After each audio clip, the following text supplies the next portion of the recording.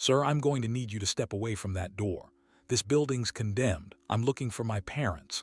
Marcus and Ellen Whitfield. Someone at the diner said I should try here. You're their son, the one who flies helicopters. Then you'd better come with me and you'd better prepare yourself." "Mom, Dad, what is this? What happened?" "Ethan, lower your voice, please. Your sister has people who watch this place. You looked that judge in the eye and swore under oath." "I was trying to buy us time. That's not the same as lying. They handed you everything they had, and I was trying to save what was left before it all came crashing down on us." Ethan Whitfield lowered his helicopter onto a weed-choked landing pad behind the county sheriff's office, expecting to be driving toward his parents' condo within the hour. Instead, a retired paramedic who recognized his father's name climbed silently into the passenger seat of his rental truck and directed him 15 miles east, past the shuttered paper mill, past the boarded-up bowling alley, to a massive concrete carcass slouched behind an overgrown parking lot. The old Riverbend Mall. It had closed almost a decade earlier, and the town had been fighting over what to do with it ever since. When Ethan slipped through a side door propped open by a cinder block, the smell of mildew and stale grease hit him at the same moment his eyes adjusted to the gloom of the abandoned food court. Two figures moved slowly beneath a single flickering emergency light near the old pretzel counter. His 72-year-old father was warming canned stew over a small camping burner. His mother sat wrapped in a heavy wool blanket at a bolted-down table, carefully folding grocery store receipts as if they were letters worth keeping. The condo Ethan had purchased for them 3 years earlier no longer belonged to them. The monthly checks he had sent without fail had never reached the accounts he thought they were reaching.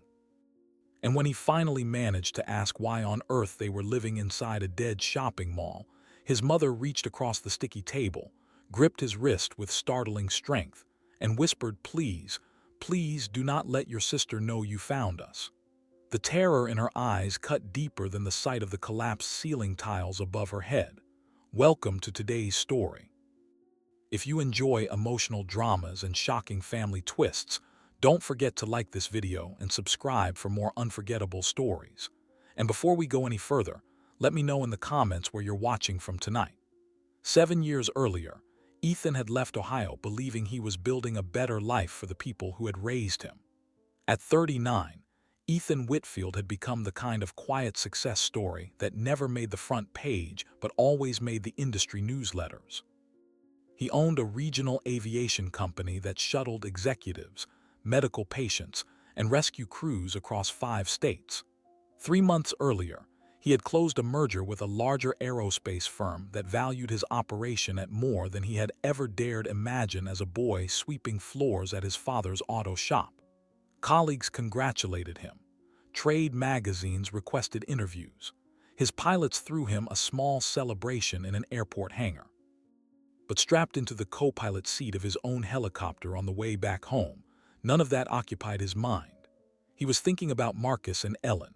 His parents had spent their entire lives in a small manufacturing town along the Ohio River. His father had run a modest auto repair shop for 38 years before his hands finally forced him to retire. His mother had worked the front office of the same elementary school where Ethan had learned to read. They were never wealthy, but they were the kind of people the whole neighborhood counted on. The kind who left casseroles on porches without knocking. The kind who paid other people's overdue utility bills anonymously when the mill laid workers off. Ethan smiled as the county line passed beneath the rotors. He imagined his mother's face when she heard the blades cut across her quiet afternoon. He hadn't warned them. Not this time. He wanted the shock to be pure. The smile faded quickly because underneath it lived a familiar guilt. The truth was that Ethan had not visited nearly enough. There had always been another contract, another aircraft to certify, another investor dinner, another promise to fly home next month. He called weekly. He sent generous checks every single month. He had bought the condo outright. He had funded a joint retirement account through a private wealth manager. He convinced himself he was doing more than most sons ever did. Yet somewhere inside, He already knew that money mailed from a distance and love shown in person were not the same currency, and soon he would learn just how enormous the difference had become. The helicopter touched down in a wide grass field 2 miles outside town, where a small private landing strip served the local crop dusters. Ethan powered down the rotors, unbuckled his harness, and stepped out into the cool October air. He inhaled deeply. The smell of turned soil, drying corn, and river water rushed back into his lungs like a memory he had misplaced years ago. Nothing about this town had ever changed, or so he thought. He rented a truck from a small outfit near the airstrip. The clerk, an older man with grease under his fingernails, squinted at Ethan's ID for a long moment before handing back the keys. "Whitfield," the man said slowly.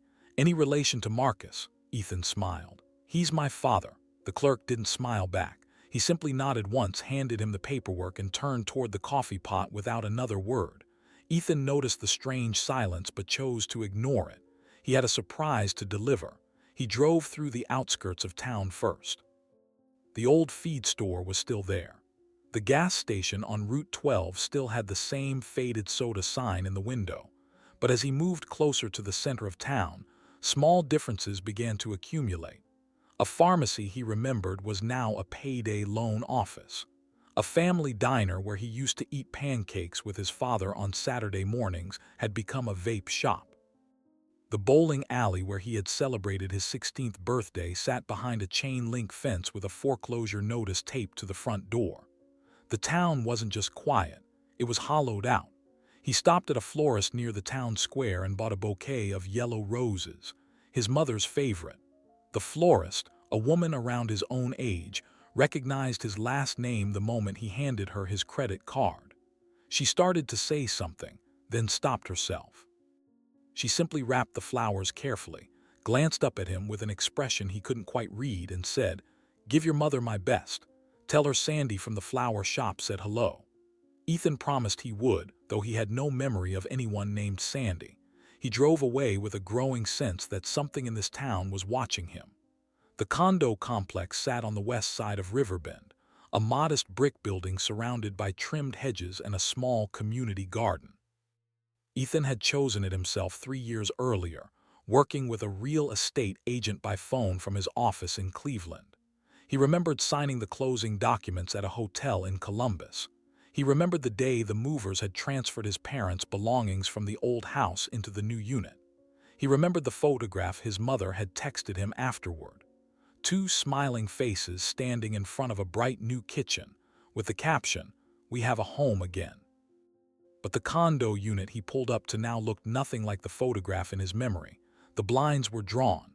The mailbox overflowed with flyers and past-due notices addressed to someone with a different last name. A young couple sat on the front step, laughing over takeout containers. Ethan approached slowly, the roses suddenly feeling heavier in his hand. "Excuse me," he said carefully. "Do the Whitfields still live here?" The young man frowned. "Whitfield? Never heard of them." "We've been renting this place for over a year." Ethan felt the ground shift slightly beneath his feet. "Are you sure?" "Positive," the woman said kindly. "Our landlord is a company called Riverbend Property Group. We've never heard of anyone named Whitfield." Ethan thanked them and walked back to his truck. His hands were shaking. He sat behind the wheel for several minutes, staring at the roses on the passenger seat. Then he pulled out his phone and dialed his mother's number. Straight to voicemail. He dialed his father, straight to voicemail. He dialed his sister, Rebecca. It rang twice, then went silent. She had rejected the call. Ethan stared at his phone for a long moment. Rebecca had never once rejected a call from him, not in her entire life. He drove to the town's small diner next, hoping someone there might know something. The bell above the door rang as he entered. Several heads turned.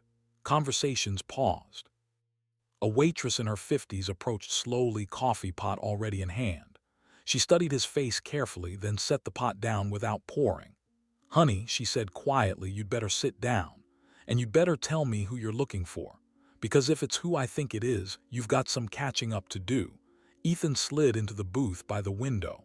The waitress, whose name tag read Marlene, sat down across from him without asking permission. That alone told him this was not going to be a normal conversation. She poured him a cup of coffee even though he had not ordered one. She poured one for herself too. Then she folded her hands on the table and looked at him the way people look at someone about to receive bad news at a hospital. "You're Marcus and Ellen's boy," she said. "The flying one." Ethan nodded. "I'm looking for them. I flew in this afternoon. Nobody's answering their phones. There are strangers living in their condo." Marlene closed her eyes briefly. "Honey," she said, "that condo hasn't belonged to your folks for almost 2 years now." The words landed like a slow-moving punch. 2 years. Ethan stared at her. "That's not possible. I've been sending them money every single month. I pay their homeowners association dues directly. I've seen the receipts." Marlene took a long sip of her coffee before answering. "I don't know anything about receipts, sweetheart. But I know your parents haven't lived in that building since the winter before last. And I know your sister was the one who handled the paperwork." At the mention of Rebecca, Ethan felt his stomach tighten in a way he could not fully explain. His sister was 2 years older than him. She had stayed in Riverbend her entire life. She had married a local contractor, raised 2 children, and taken on the role of the responsible daughter who was always nearby when their parents needed a ride to the doctor or help with the taxes. Ethan had trusted her completely. He had funneled some of the monthly support through her because she lived close enough to buy groceries, coordinate home repairs, and check in during storms. He had never once asked her for an accounting. Family didn't ask family for receipts. "Where are they now?" he asked, forcing his voice to stay calm. Marlene glanced around the diner. A few customers were pretending not to listen. She lowered her voice. "That depends on who you ask, honey. And it depends on how much you're ready to hear." Ethan set his coffee down. "Tell me everything." Marlene sighed. "About 6 months ago, a friend of mine who volunteers at the community pantry said she saw your mother picking up canned goods." Ellen was embarrassed. "She tried to slip out the back door. My friend followed her. She said your mother got into a car with an older man and that man was your father. He was driving an old station wagon nobody in town recognized.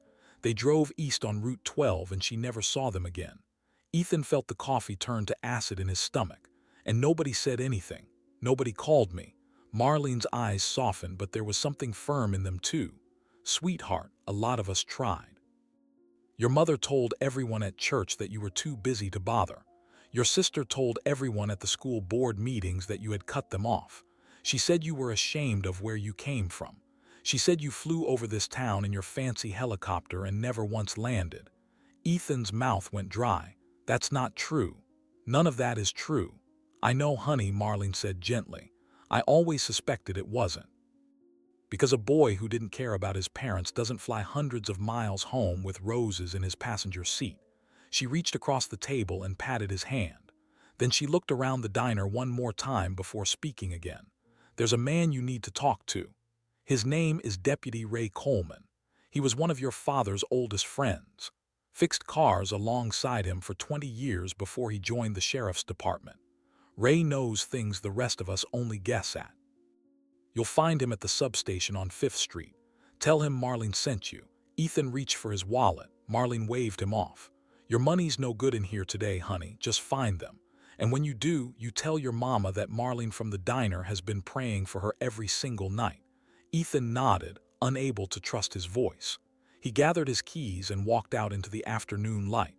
The bell above the door rang behind him, but it sounded distant now, muffled, as though the entire town had suddenly been submerged underwater. He sat in his truck for a long time before starting the engine. His hands were still shaking. Somewhere in this town, his parents were hiding. And somewhere much closer, his sister was hoping he would give up and fly away before he learned why. The 5th Street substation was a small brick building tucked between a hardware store and a laundromat. Ethan pushed open the glass door and stepped into a modest lobby with 2 plastic chairs and a bulletin board covered in outdated missing pet flyers. A woman behind the front desk glanced up from her computer. "Can I help you?" Ethan cleared his throat. "I'm looking for Deputy Ray Coleman. My name is Ethan Whitfield. Marlene at the diner sent me." The woman's expression shifted almost imperceptibly. She picked up her phone, murmured something into the receiver, and then nodded toward a hallway.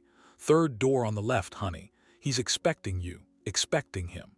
Ethan turned the words over in his mind as he walked down the hallway. It had been less than an hour since he sat down with Marlene. The town, it seemed, moved information faster than any private jet. Deputy Ray Coleman stood up when Ethan entered his office. He was a tall man in his late 60s with silver hair cut close to his scalp and a face weathered by decades of Ohio winters. He wore his uniform even though he was clearly past retirement age. "Sit down, son," he said. His voice was rough but not unkind. "It's been a long time. I remember you when you were still riding a bicycle to your father's shop after school." Ethan sat. He tried to smile. "I remember you too, sir. You used to bring my dad those thermoses of black coffee every Saturday morning." Ray nodded slowly. "Still would if he'd let me find him." The words settled heavily between them. Ethan leaned forward. "Please, tell me what's happening. Where are my parents?" Ray studied him for a long moment, as though measuring whether the man across from him could handle what he was about to hear. Then he opened a desk drawer, pulled out a manila folder, and set it between them without opening it. "Before I answer that, I need you to answer something for me. When was the last time you had a real conversation with your father? Not a text, not a birthday card, a conversation." Ethan opened his mouth. Then he closed it. He tried to remember. There had been a phone call last Christmas. His mother had answered. His father had said hello briefly in the background, then handed the phone back. There had been a voicemail on his birthday in April. His father's voice sounded tired. Ethan had meant to call back that same night, but a mechanical issue with one of the aircraft had pulled him away, and by the time he remembered, 3 weeks had passed. "More than a year," he admitted quietly. Ray nodded. He didn't look surprised. He looked sad. "That tracks," he said, "because more than a year ago is about when things started falling apart." Ray finally opened the folder. Inside were photocopies of documents, deeds, loan applications, bank statements with entries highlighted in yellow. Ethan reached for the first page. His name appeared at the top. So did his sister's. And so did a company name he had never seen before. Coleridge Family Holdings, LLC. "What is this?" he asked. Ray leaned back in his chair. "That is what your sister set up 18 months ago. She told the bank she had power of attorney over your parents' finances. She told your parents that you had authorized it. She told the county clerk that everyone in the family was on the same page. And because nobody ever checks with the son who flies in and out on a helicopter, nobody caught it until it was too late." Ethan felt the room tilt slightly. "My sister did this."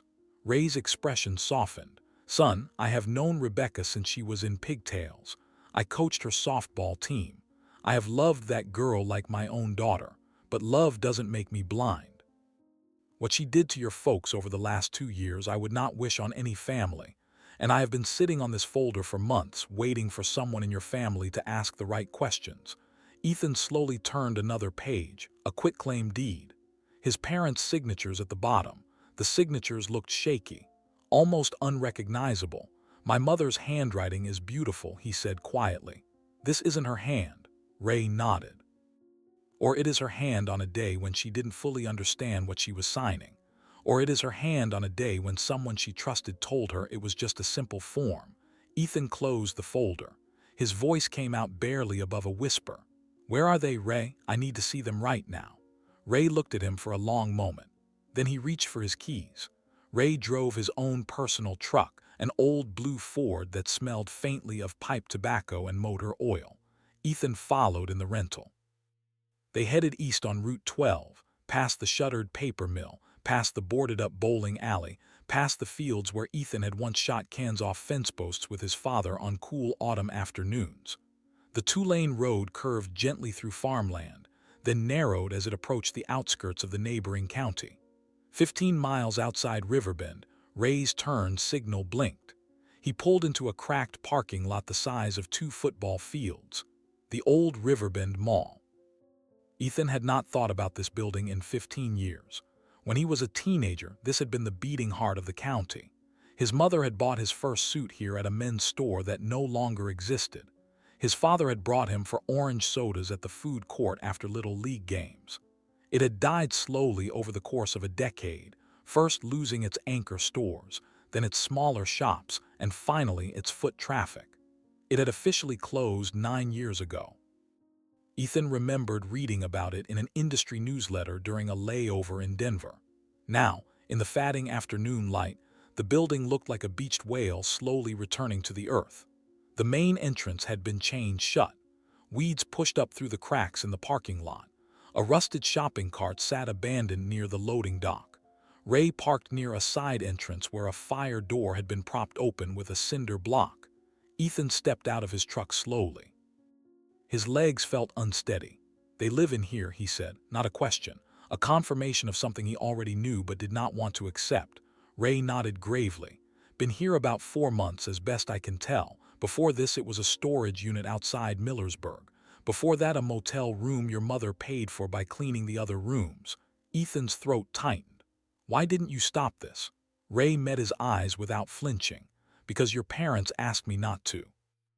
They made me swear I would not humiliate them.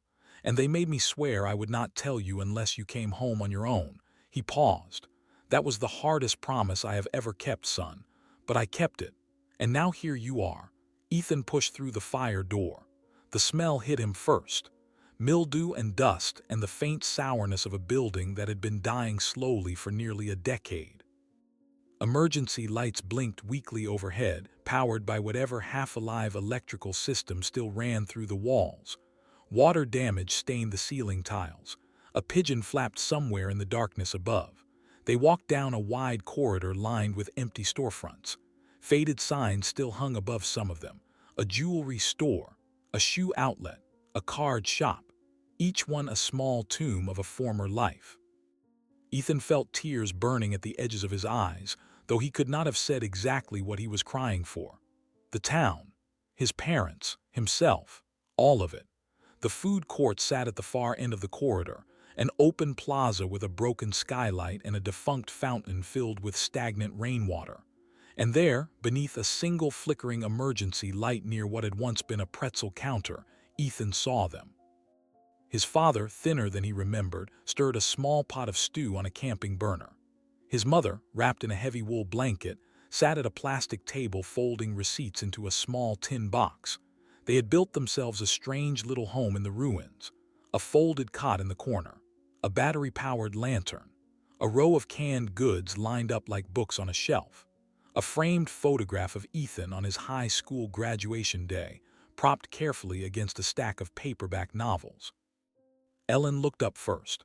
Her eyes found her son standing 30 feet away, and for a long moment she simply stared as though her mind could not accept what her eyes were reporting. Then the tin box slipped from her hands. Receipts scattered across the sticky tile. "Ethan." Her voice was barely a breath. Marcus turned. The wooden spoon in his hand dropped into the stew. The old man's shoulders began to shake before he even took a step forward. Ethan crossed the distance in 7 long strides and pulled them both into his arms at the same time. They felt so much smaller than he remembered, so much lighter, like 2 birds who had been surviving on almost nothing for a very long time. "I'm here now," he whispered into his mother's hair. "I'm here, I'm here, I'm here." She clung to his shirt with both hands, and then, without lifting her face, she whispered the words he would never forget. "Ethan, please. Please don't let Rebecca know you found us." The words hung in the air like a warning bell that would not stop ringing. Ethan slowly pulled back from the embrace, keeping his hands on his mother's shoulders. He looked into her face, the face he had known his entire life, the face that had read him bedtime stories and taught him how to tie his shoes and prayed over him at his high school graduation. That face was afraid, genuinely, deeply afraid. And the person she was afraid of was her own daughter.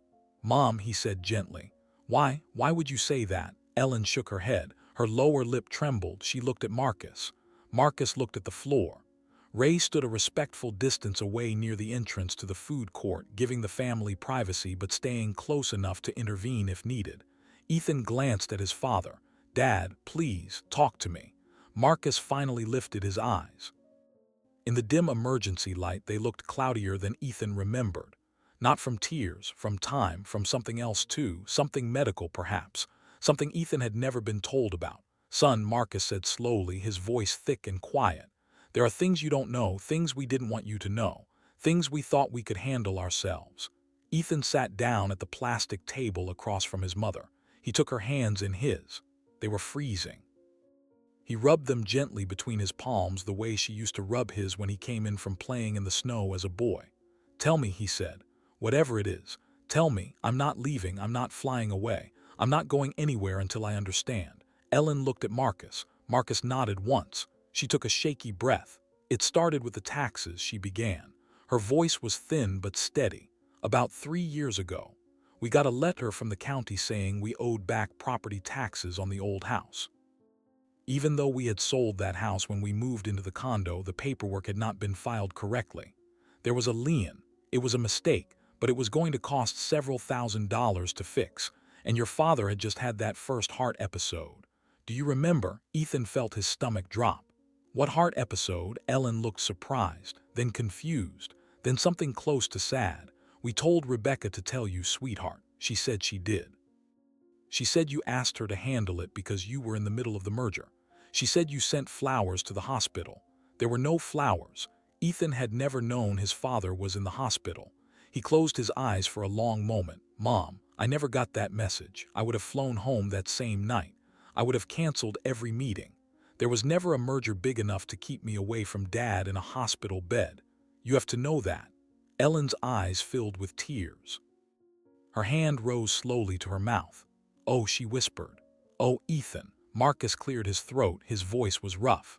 "Rebecca came to us after the heart episode. She said you were worried but overwhelmed. She said you had asked her to take over managing everything. Bills, taxes, medical appointments. She said it was the only way you could focus on the business. And we believed her, because why wouldn't we? She's our daughter. You're our son. Why would either of you ever lie about the other?" Ethan felt something breaking inside him. Not his heart. Something deeper. His trust in the shape of his own life. He had believed for years that his family was intact, that the money he sent was reaching the right hands, that the sister he called on holidays was the same sister who had shared a bedroom wall with him for 18 years. And in one afternoon, that entire understanding was collapsing. "She had us sign things," Ellen continued quietly. "Papers. Lots of papers. Some of them she explained. Most of them she didn't. She would say, 'Mom, this is just so I can pay the electric bill without calling every month.' Or, 'Dad, this is just so I can talk to the doctors without you being on the phone.' And your father would sign because his hands were shaking too much to argue, and I would sign because I trusted her." Marcus lowered his head. His shoulders shook once, then a second time, then a third, and Ethan realized his father was crying silently. A grown man of 72 years who had raised him and taught him and never once broken down in front of him was weeping into the sleeve of a threadbare flannel shirt in the food court of a dead shopping mall. Ethan reached across the table and took his father's hand. "Dad," he said, "please look at me." Marcus lifted his eyes slowly. "We are going to fix this," Ethan whispered. "All of it. Every last piece of it. And we are going to start tonight." Ray drove them to a small motel on the edge of town that same night. Ethan paid for 2 rooms in cash, using a name that was not his own, at the deputy's suggestion. Rebecca had contacts throughout the county, Ray explained. Bank tellers, real estate clerks, a cousin who worked at the utility company. It was better if she did not know her brother had arrived until the timing was right. Ethan agreed. He carried his mother's small suitcase into the room himself. It weighed almost nothing. Everything she owned in the world now fit inside a canvas bag she had used to bring groceries home from the Piggly Wiggly for 30 years. His mother took a hot shower for the first time in weeks. His father sat on the edge of the bed and stared at the television without turning it on. Ethan ordered room service from a diner down the road. Meatloaf, mashed potatoes, green beans, real food. His parents ate slowly, carefully, as though they had forgotten how to trust that another meal would come. That night, after Ellen had fallen asleep in the double bed, Marcus sat with Ethan at the small motel table. His hands were folded around a cup of decaf coffee. His shoulders were slightly less bent than they had been in the food court. A shower and a warm meal had done something for him. Not healed him, but reminded him that healing was still possible. "There's more," Marcus said quietly. "Things your mother doesn't know, things I never told her because I didn't want to break her heart." Ethan waited. He had learned in the last few hours that patience mattered more than questions. His father needed to speak at his own speed. "Rebecca's husband," Marcus began. Doug, you remember Doug? Ethan nodded. Doug had been a contractor, a big man with a loud laugh and hands the size of dinner plates. Doug went broke about 4 years ago, Marcus said. The construction market dried up. He had taken on too many loans. He owed money to some rough people over in Wheeling, not gangsters, just the kind of men who don't forget when they are owed. Rebecca came to me one night crying. She said if Doug couldn't pay, they would come to the house. She said the kids weren't safe. She said she needed help. Ethan closed his eyes. And you helped her. Marcus nodded slowly. I gave her $40,000 from our savings. Money we had put aside from selling the old house. I told her it was a loan. She promised she would pay it back within the year. Ethan felt his chest tight. She never paid it back, did she? Marcus shook his head. And 6 months later she came back. This time it was 15,000, then 8,000, then 5. And every time she had a reason, a medical bill, a car repair, a tuition payment for the kids. And every time I told your mother it was for something else. A furnace. A new roof. A dental procedure. I lied to her, Ethan, for years because I was ashamed. Because I thought if I could just hold on a little longer, Rebecca would get back on her feet and nobody would ever have to know. His voice cracked on the last word. Ethan reached across the table and gripped his father's hand. Dad, you were trying to protect everyone, I know, but I broke your mother's heart in the process, and I broke my own promise to her.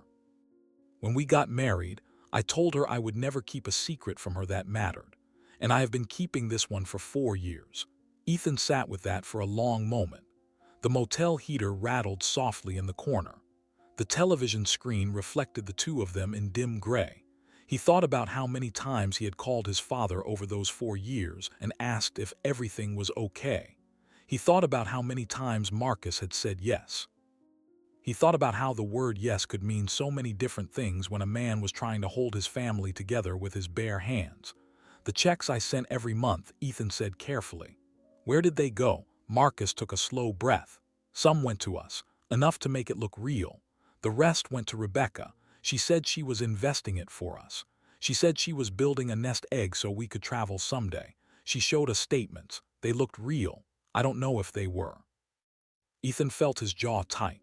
He kept his voice calm. Dad, I need you to do one thing for me tomorrow morning. I need you to sit down with me and Ray, and I need you to tell us everything you signed. Every document, every date, every meeting. Can you do that? Marcus nodded. His eyes were tired, but something new was flickering in them now. Something that had not been there when Ethan first walked into the food court. It looked a little bit like hope. The next morning, Ethan called an attorney he had used for a private aircraft acquisition 2 years earlier. Her name was Diane Kessler. She specialized in complex financial matters, but she had a sister who practiced elder law in Cincinnati. Within an hour, Diane had connected Ethan with her sister, a woman named Patricia Kessler Moore, who agreed to drive up to Riverbend that same afternoon. Ethan did not ask about the fee. Money had lost most of its meaning to him in the last 12 hours. He would have sold the helicopter itself if that was what it took. While they waited for Patricia to arrive, Ray brought over a whiteboard from the substation and set it up in the motel room. Marcus sat in an armchair with a legal pad on his lap. Ellen sat beside him, holding a fresh cup of coffee, her color better than it had been the night before. Together, the three of them began to build a timeline. Every document Marcus could remember signing, every date Rebecca had come to the house, every promise she had made. Ray wrote it all on the whiteboard in careful block letters. By the time Patricia knocked on the motel room door at 2 in the afternoon, the whiteboard was almost completely full. Patricia was a small woman with sharp gray eyes and a briefcase that looked heavier than she was. She introduced herself warmly, shook Marcus's hand with genuine respect, and sat down at the table without wasting time on pleasantries. She studied the whiteboard for nearly 10 minutes without speaking. Then she opened her briefcase and began pulling out forms, powers of attorney, petitions for guardianship review, requests for financial disclosure, motions to freeze certain assets pending investigation. She spoke as she worked, her voice calm and unhurried. Mr. Whitfield, she said to Marcus, I want you to understand something before we begin. What has happened to you and your wife is not uncommon. It is called elder financial exploitation. It happens most often within families. It happens most often when there is one child who has stayed close and another who has moved away. It happens most often when the parents are proud people who do not want to embarrass anyone. Everything about your situation is textbook. That is not a comfort. But it is important, because it means the courts have seen this before. It means there are remedies. It means you are not alone. Ellen began to cry quietly, not from grief this time, from relief. Someone was finally numbing what had happened.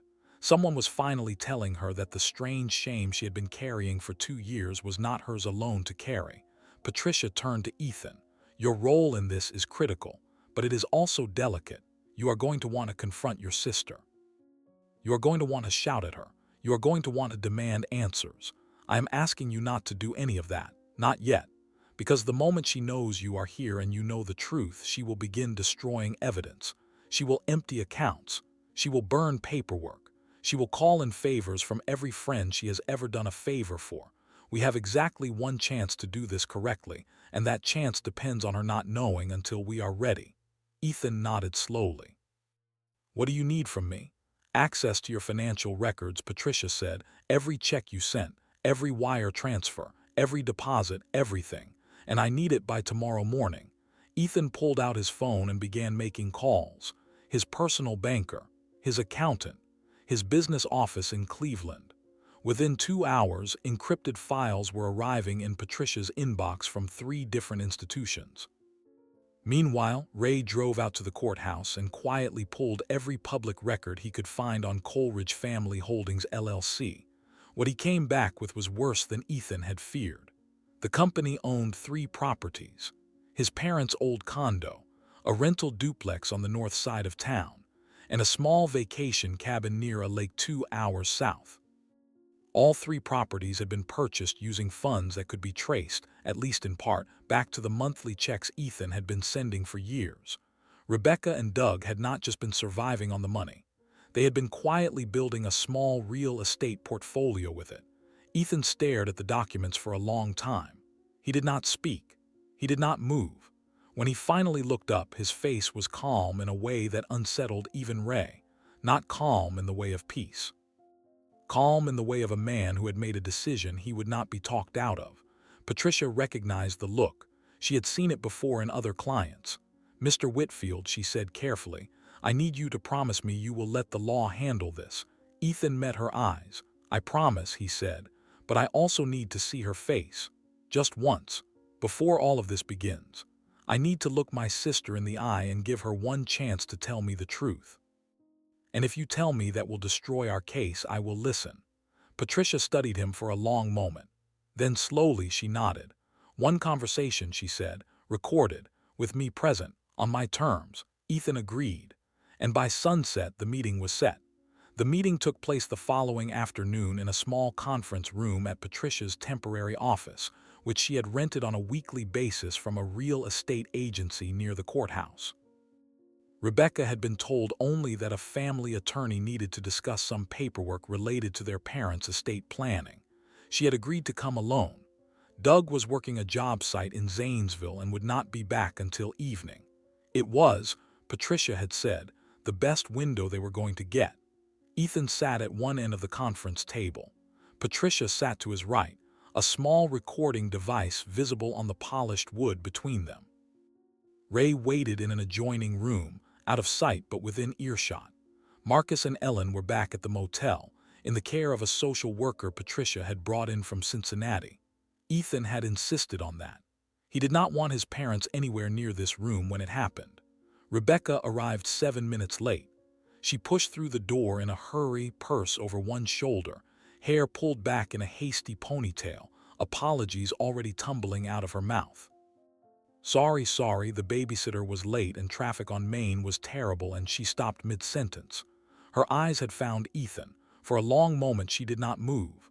Her mouth opened slightly. Her hand tightened on the strap of her purse. Ethan, she said finally. Her voice came out smaller than she had probably intended. When did you get in? Yesterday, Ethan said. His voice was even. Sit down, Rebecca, please. She sat, slowly, carefully, like a woman lowering herself into a chair that might collapse beneath her. Her eyes darted to Patricia. then to the recording device, then back to her brother. "What is this?" Patricia introduced herself calmly. "Rebecca, I am an attorney representing your parents. Your brother has asked me to be present for this conversation. Everything said in this room is being recorded. You are free to leave at any time. You are also free to have your own attorney present. But before you decide, your brother would like to say something to you." Rebecca's face had gone very pale. She did not stand up. She did not leave. She simply looked at Ethan. And Ethan looked back at her, really looked at her. For the first time in almost a decade, his older sister, the girl who had taught him how to ride a bike in the driveway of their childhood home, the teenager who had covered for him the night he came home smelling like cheap beer after a football game, the young woman who had sat beside him at their grandmother's funeral and squeezed his hand until his fingers went numb. That person was still somewhere inside the woman across the table. Ethan could see her, and somehow that made everything harder. "Becca," he said quietly. The old childhood name slipped out before he could stop it. "I found them yesterday afternoon in the food court of the old mall." Rebecca's eyes filled with tears immediately, but she said nothing. Ethan continued. "Dad has lost 20 pounds. Mom's hands shake when she holds a cup of coffee. They were heating canned stew on a camping burner because they didn't want to freeze to death in the storage unit anymore. And when Mom saw me, do you know what her first words were?" Rebecca shook her head slowly. She whispered, "Please don't let Rebecca know you found us." Rebecca's face crumpled. She pressed both hands to her mouth. The tears came fast now, silent and shaking. Ethan did not raise his voice. He did not lean forward. He simply kept speaking. "I don't want to yell at you," he said. "I don't want to accuse you of anything. Patricia has all the documents. She has the deeds and the bank records and the LLC filings and the checks. She has enough to move forward without me saying a single angry word to you today. I could have skipped this meeting entirely. I chose to have it because I need to ask you one question, and I need you to answer it honestly." He paused. Rebecca lowered her hand slightly. Her mascara had run in dark lines down her cheeks. "Why?" Ethan asked. His voice cracked slightly on the word. "Just tell me why. If Doug was in trouble, you could have called me. If you needed money, you could have asked me. If Mom and Dad were sick, you could have told me. I would have flown home the same night. I would have written the check the same hour. Why did you do it this way?" Rebecca was silent for a long time. When she finally spoke, her voice was almost too quiet to hear. "Because you were the son who left," she said, "and I was the daughter who stayed. And after a while I started to believe I deserved what you had, just a little of it, just enough to keep my family from drowning. And once I started, I couldn't figure out how to stop." The room was very quiet. Patricia's recorder blinked its small red light. Ethan closed his eyes for a long moment. Then he opened them. "Becca," he said, "that is not a reason. That is just an excuse dressed up in old resentments, and it cost our parents everything they had." Rebecca nodded slowly. She was not fighting him. She was not defending herself. She was, for the first time in a very long time, simply listening. Patricia leaned forward gently. "Rebecca," she said, "here is what happens next." Patricia laid out the terms with the calm precision of a woman who had done this many times before. The 3 properties held by Coleridge Family Holdings would be voluntarily transferred back to Marcus and Ellen within 30 days. Rebecca would sign a full financial disclosure. She would cooperate with an independent audit. She would surrender the power of attorney immediately. If she agreed to all of it, Ethan would ask the prosecutor to consider restitution rather than criminal charges. If she refused, Patricia would file everything with the county on Monday morning, and Rebecca would spend the next several years fighting felonies she could not win. Rebecca signed the papers before she left the room. She did not argue over a single line. The days that followed were not easy. Ethan rented a small furnished house on the west side of town on a 6-month lease and moved his parents in that same weekend. It had a real kitchen, real beds, and heat that worked without flickering. Ellen stood in the doorway of the master bedroom for almost a full minute the first night, simply looking at the pillows. Marcus took a shower that lasted 40 minutes. Ethan sat on the couch in the living room, listening to the sound of running water, and cried for the first time since the food court. He did not fly back to Cleveland that week, or the next. He handed day-to-day operations of the company to his chief of staff and told his board that he would be working remotely for the foreseeable future. Nobody argued. A few of them, he suspected, respected him more for it than they ever had for closing the merger. Doug moved out of Rebecca's house within the month. Their marriage did not survive the audit. Ethan did not celebrate that. He simply noted it, the way a man notes the weather changing. Rebecca's children, his niece and nephew, were 14 and 11. He drove out to see them on a Saturday afternoon and sat with them at their kitchen table and told them in words as gentle as he could find that none of what had happened was their fault and that their uncle was not going anywhere, no matter what the adults in their lives had done. His niece cried. His nephew asked if he could ride in the helicopter someday. Ethan promised he would, and he meant it. Rebecca began attending a support group in the next county over. She wrote Ethan a letter 3 months later. It was 7 pages long. He read it twice, then put it in a drawer. He did not respond right away. He was not ready, but he did not throw it away either. That, Patricia told him gently, was already a kind of answer. Marcus's health improved slowly. A cardiologist, Ethan, flew in from Cincinnati, adjusted his medications, and put him on a light exercise routine. By Christmas, he was walking a mile a day along the river path near the new house. Ellen started cooking again. Real meals, pot roast on Sundays, cornbread on Wednesdays. She invited Marlene from the diner over for dinner one night, and the two women stayed at the kitchen table until nearly midnight, laughing about people Ethan had never heard of. He stood in the doorway watching them and understood, in a way he had never quite understood before, that his mother had needed friends as much as she had needed a roof. On a cold morning in late January, Ethan drove his parents out to the old mall one last time. The county had begun demolition earlier that week. The main structure was already partially gone. The food court where he had found them beneath a flickering emergency light 3 months earlier was now a pile of concrete and twisted rebar. The three of them stood at the edge of the parking lot in their winter coats, watching a bulldozer push another wall into rubble. Marcus put his arm around Ellen. Ellen leaned her head against his shoulder. Ethan stood a little apart, giving them the moment. "You know," Marcus said quietly, without turning around, "I used to bring you here for orange sodas after Little League." Ethan smiled. "I remember, Dad. I always let you win at the arcade games," Marcus added. Ethan laughed softly. "No, you didn't," Marcus chuckled. His shoulders shook gently in the cold. "No," he admitted, "I didn't. But I always wanted to." They stood there for a long time, 3 small figures in a wide gray parking lot, watching the last pieces of an old life come down. And when they finally turned to walk back to the truck, Ellen slipped her hand into her son's and squeezed once.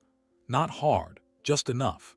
Just enough to say that she was here, that he was here, that whatever came next, they were going to face it together in a real house, at a real table, in a town that had finally opened its eyes. And if this story left you thinking about someone you love, especially a parent or a grandparent you have not called in a while, please take a moment tonight to pick up the phone. And if you would like to share your thoughts, we would love to read your story in the comments below.